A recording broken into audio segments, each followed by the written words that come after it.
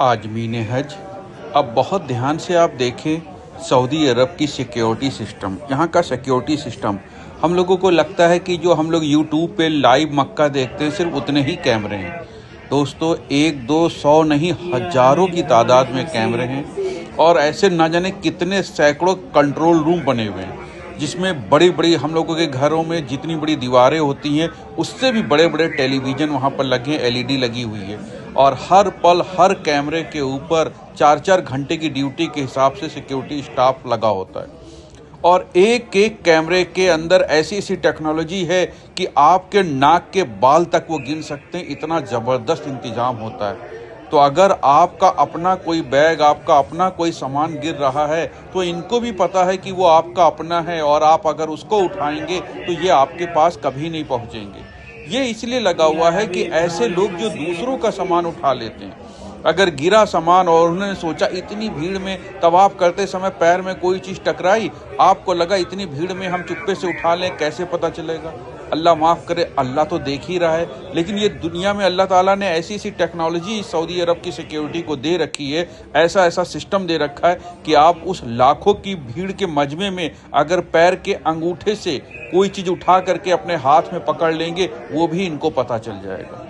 और दूसरी बात आपको बताएं, आप मताफ में या मस्जिद अल हरम में बाहर जितने भी वर्दीधारी पुलिस वाले देखेंगे, आप उनको तो पहचान लेंगे ये आर्मी वाले हैं या पुलिस वाले हैं, लेकिन उससे भी कहीं ज़्यादा आम ड्रेस में, सऊदी की आम ड्रेस में, आम लिबास में पहने ना जाने कितना सिक्योरिटी सिस्टम, उनकी एलआईयू, उनकी एसटीएफ, उनकी फोर्स वहाँ पर एक्टिव रहते हैं, जो आपके हर पल का मूवमेंट पे नज़र रखते हैं।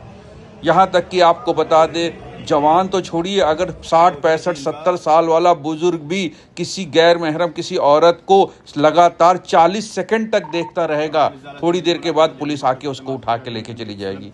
ध्यान से समझिएगा, 70 साल के बुजुर्ग को भी नहीं छोड़ा जाएगा। अगर उसने 40 सेकंड तक लगातार किसी औरत के ऊपर नज़र गड़ा दी तो उसको भी पुलिस उठा ले जाएगी। जवान का क्या करेगी ये तो आप ही समझ लीजिए।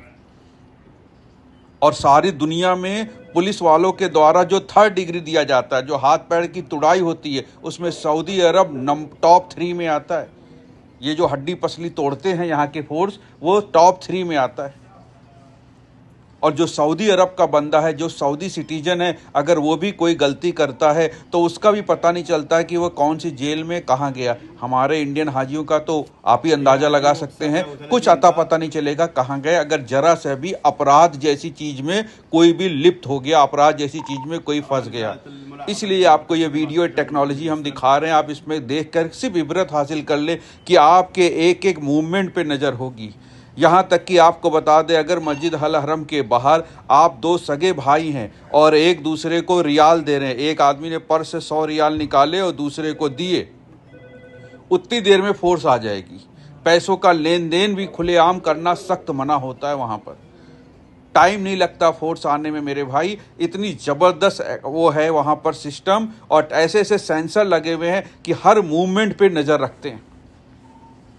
आप खुद अपनी नज़रों से देख लीजिए। इसलिए हमने आपको बताया कि आप किसी दूसरे का सामान बिल्कुल ना उठाएं, और अगर आपका अपना सामान गिर रहा है, चाहे वो आपका पर्स हो, चाहे वो बैग हो, कुछ भी हो, तो अपना सामान ज़रूर उठा लें, क्योंकि ये जो कैमरे की आंखें हैं ये बात को देख रही हैं कि आपने अपना सामान गिरने पर उठाया है। तो आपको अपना कोई भी सामान कहीं भी गिर जाए, 10 बार गिरे 10 बार उठा लीजिए, या ना सोचिए कि आपको पुलिस पकड़ लेगी। लेकिन किसी और का सामान, यहाँ तक कि रुमाल भी अगर आपने उठा लिया, रियाल और पर्स और बैग तो छोड़िए, अगर रुमाल भी उठाया तो आप अरेस्ट होने के लिए तैयार रहिए। पिछले साल एक हाजी साहब ने गलती करी थी, 3 साल की सज़ा हो चुकी है उनको। उन्होंने मताफ में किसी साहब का बैग उठा लिया था और उठा के लेके बाहर चले आए थे। तो मेरे भाई, नाक के बाल गिलेगी, ये वो पुलिस है, इसलिए बिल्कुल अलर्ट रहिएगा, कोई गलती ना करिएगा।